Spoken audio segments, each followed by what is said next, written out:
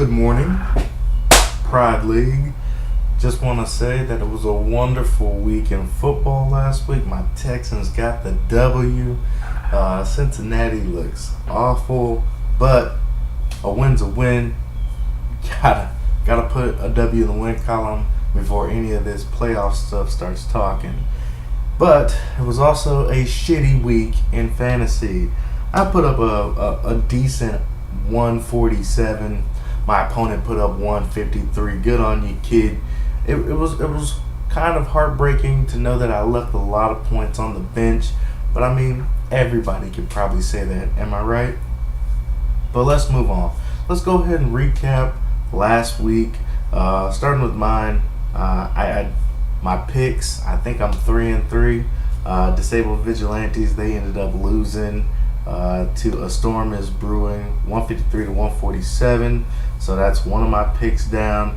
A Storm is Brewing just had great wide receiver play. Keenan Allen, Alshon Jeffrey, even Des Bryant, all three put up plus 15 points. A couple of them put up plus 20 points, and it kind of made his life easier. Whereas two of my wide receivers totaled 10 points, kind of hurt me, but it's no excuse.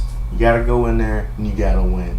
Let's go on to some of these other matchups. I mean, it was a really, really interesting week in football. You had Chicago Chalupas, former last year's champion, go up against Classy Strippers. Classy Strippers, who won the Fantasy Stud Award last week. Fantasy Stud Award.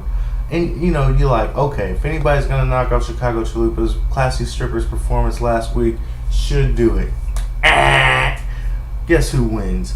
Chicago Chalupas. But Chicago Chalupas wins with only 112 points because Classy Strippers gets less than 85 points.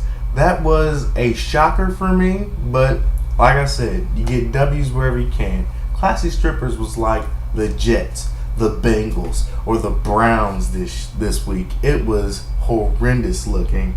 I mean, he had a guy basically throw a goose egg with 0.4 points in Thomas Rawls. Mistake. But everybody else is in single digits. I mean, Tyreek Hill, who had that explosive 30-point week last week, didn't show up. So it kind of exposes some of the holes in a team.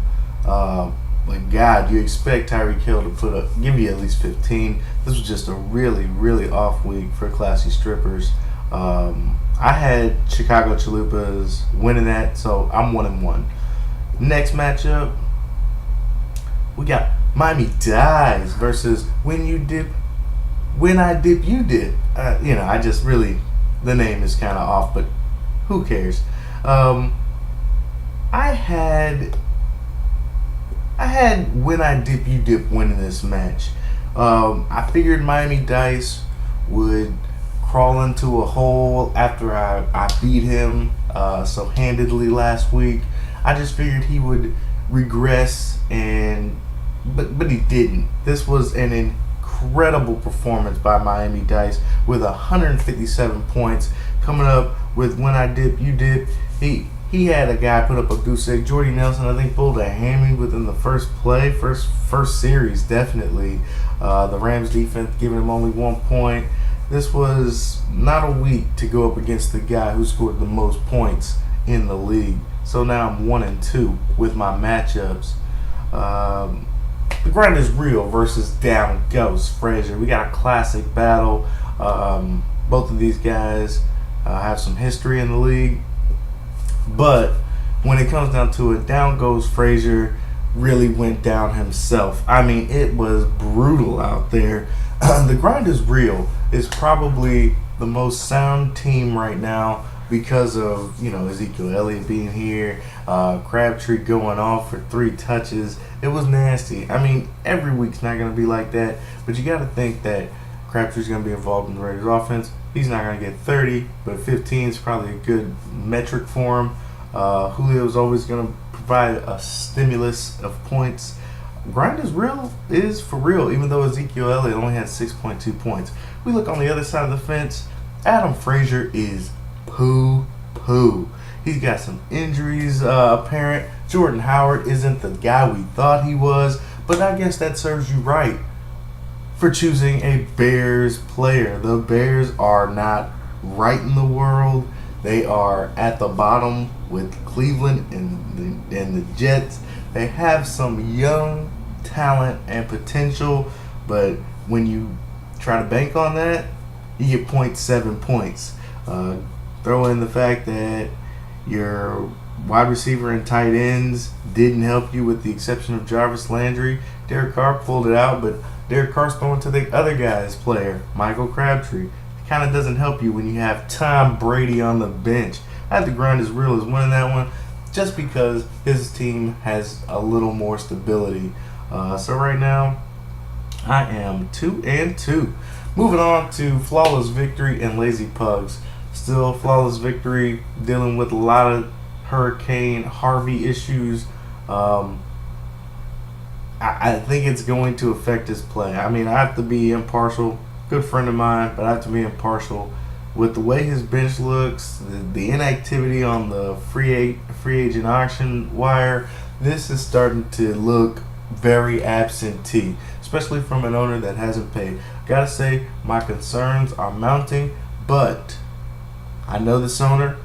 He gave me his word. I have to trust that word. Now, according to your team, you're 0-2. You're tied for bottom in the league. And that happens to coincide with the Central Division. The Central Division is poo-poo. It is not too late for you to change the dynamic of this league. You have players on your roster, but you have to make some moves on the waiver wire. You have to be active. Your bench is not there. Tough loss. I gotta say, it was a super tough loss with the Lazy Pugs. Before the recalc, I think it was like 0.4. But now, this, you have potential. Carlos Hyde, dynamic back. You still got Odell Beckham coming back off injury. Emmanuel Sanders has somebody in Trevor. You have a team here. Do not let this go down the drain. Flawless victory. Good win for Lazy Pugs, however.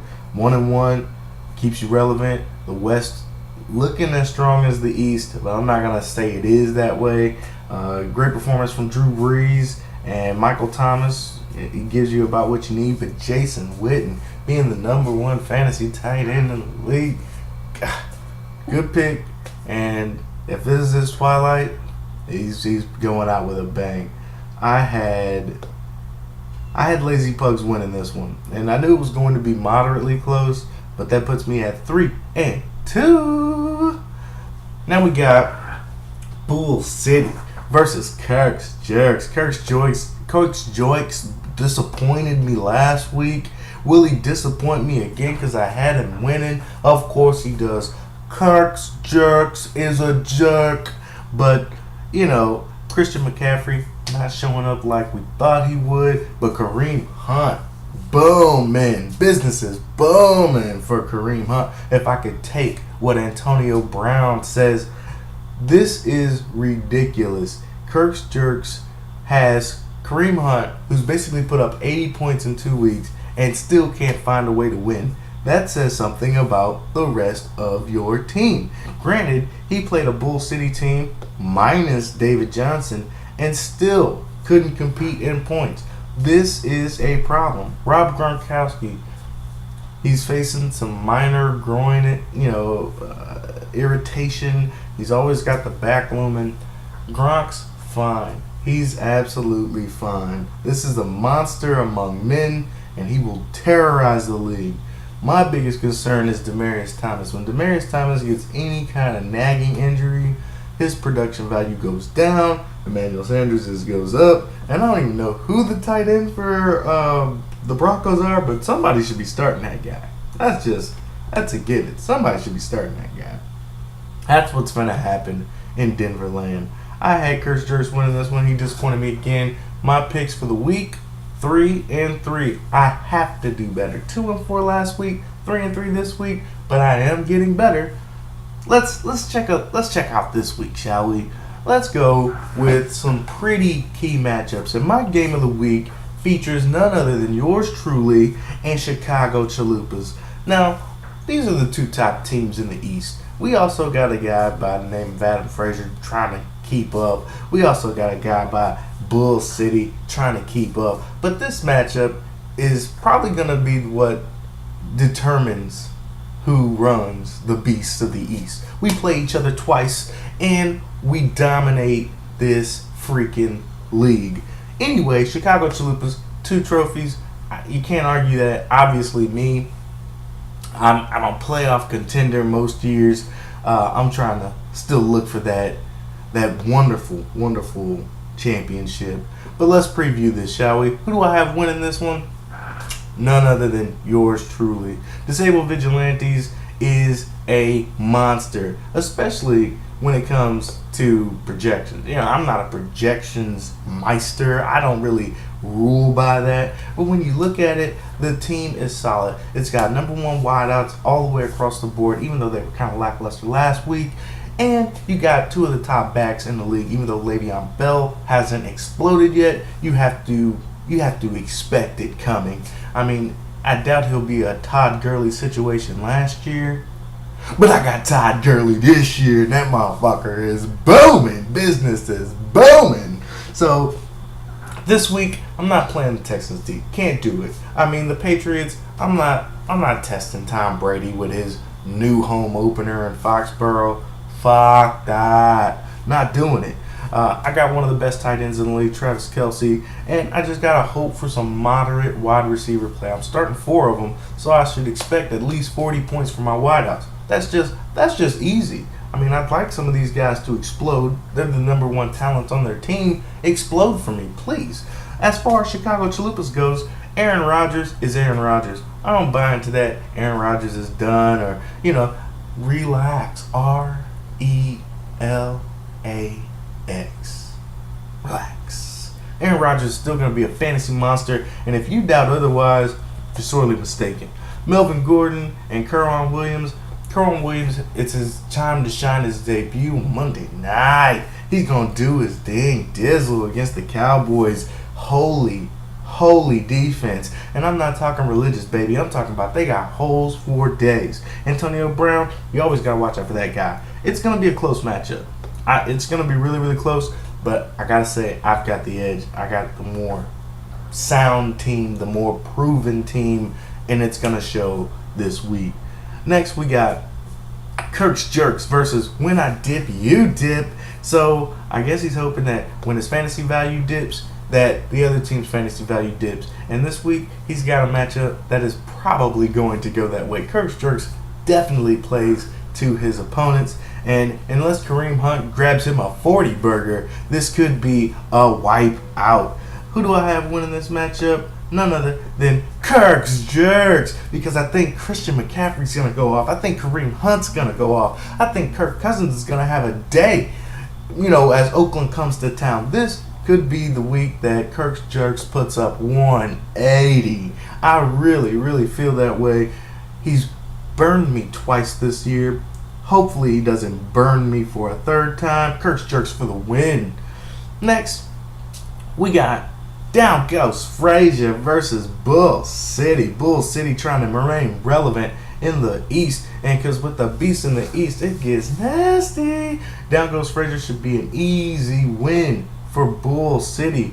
But that's not who I pick. I have Down Goes Frazier winning this matchup. I know that he's not going to start Derek Carr. That man had better put Tom Brady in for the Texans. You're not fooling me, Down Goes Frazier. You want Tom Brady to throw 9 touchdowns against the Texans. You want it in your blood.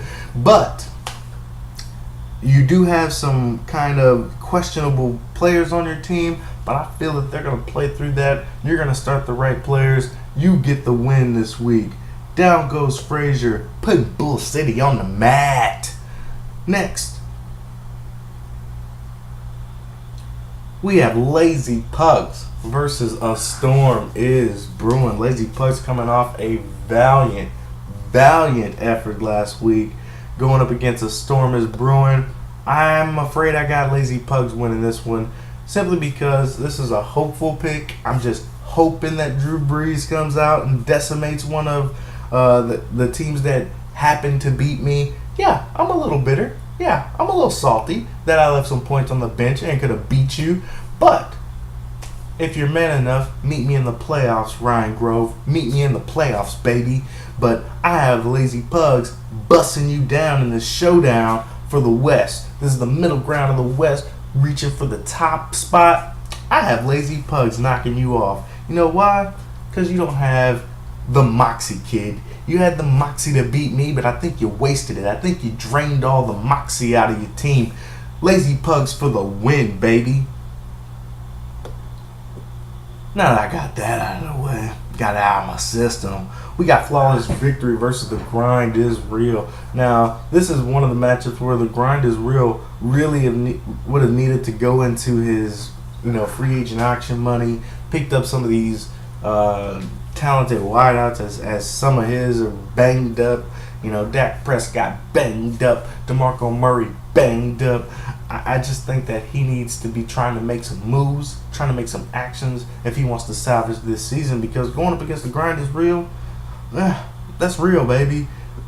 I have him winning this matchup easily. Grind Is Real with the victory. Ezekiel Elliott bounces back hard and drops him at least 20. And to finish it off, this would have been my game of the week had it not been for me playing the champion, but it's Classy Strippers versus Miami Dice. Classy Strippers had basically put up, to me, a goose egg. That might as well have been a goose egg all across the board when he played the champ last week.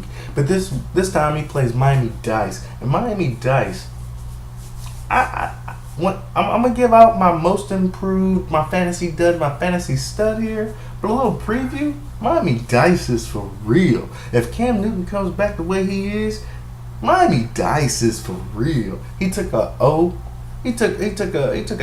against me week 1, bounced back like Kendrick Lamar in this bit, or Big Sean. I don't know who sings that damn song, but last week he took an L, but this week he bounced back. So Miami Dice is looking like a team that should be feared in the Central Division and easily could run away with it if some of these other teams don't step up, i.e. Classy Strippers. This is a battle for first place in the Central Division. And first place in the Central Division, that's how you get to the playoffs, because I'm afraid the rest of these clowns, they're not going to make it. So if you don't get first place in the Central Division, you can kiss those playoff hopes goodbye. So now that I've given you, who do I have winning this key battle in the Central Division? None other than Miami Dice. Miami Dice is going to dice up some Classy Strippers, throw them in some lagoon in Miami, and let the alligators eat those strippers up. Evidence, no more. Miami Dice with the victory. So now that I've given you my preview for this week, let me go ahead and give you my fantasy stud, dud, and most improved for last week. Fantasy stud, let's go ahead and because it's not the person who scores the most points. Not at all. Even though my fantasy stud this week has the most points combined for the first 2 weeks. Combined. And that is The Grind Is Real. The Grind Is Real is my fantasy stud simply because he looks unstoppable. I mean, this guy looks like he's going to average 145 points a week, and that, my friends, is a ticket to the playoffs. Definitely a lot of consistency here when it comes to The Grind Is Real. My fantasy dud, oh my God, has to be Classy Strippers. How do you go and put up so many points the previous week and then you just lay an egg? It pains my heart to know that a former champion can have such swings on his week-to-week point totals. It is totally ridiculous. Totally ridiculous. Now, when it comes down to it, my most improved, I like to think my most improved award goes to a player that isn't just explosive that 1 week, but shows a lot of substance that could last him for weeks to come, barring some horrific injury or some massive shift in that player's production total. My most improved this week is Miami Dice. Took that L last week to me, and then came back and said, you know what? I'm a boss. This is what I do. Now, if you can't respect me, that's okay. I'm gonna kick your ass out the door, and you will respect me as you're getting rained on from all my points, just making it rain with all the points that I'm gonna score. Miami Dice gets the most improved award, and I have a feeling that's gonna bleed into this following week. Those are my awards. Those are my predictions for the week. Seem to have a really, really good mixture. We only got two 0-2 teams, and we only got two undefeated teams. So it looks like we've got a nice level of competition this week. Doesn't look like anybody's going to run away with this. So I'm looking forward to seeing what happens, what transpires here in the next, I don't know, few weeks. Because at the end of September, we're going to start seeing a better playoff picture. We're going to have four games played, and by the middle of October, I can kind of tell who's going to make that playoff run and who's not, despite any major injuries, truth be told. So let's just put this to bed. I want to hope that everybody has a wonderful week in fantasy. May all your teams score wonderful, wonderful point totals, with the exception of Chicago Chalupas. I'm changing it up a little bit. I'm going to do a little bit something different. I had to let go of the Texans defense, so I picked up Philly's players. Philly Eagles going up against those ransacked Giants, the guys that look morally abused. Ben McAdoo's talking about giving up the play calling duty. Hell yeah, I'm playing Philly's D. Hell yeah, I'm playing their Mike linebacker, who's probably going to give me some sacks and picks, do what it do. So, I also sat Matt Ryan for Matt Stafford. I just think that Matt Stafford at home and just watching those two offenses, the Falcons have a better run game, probably going to lean on that a little bit, while Matt Stafford is just going to be chunking it.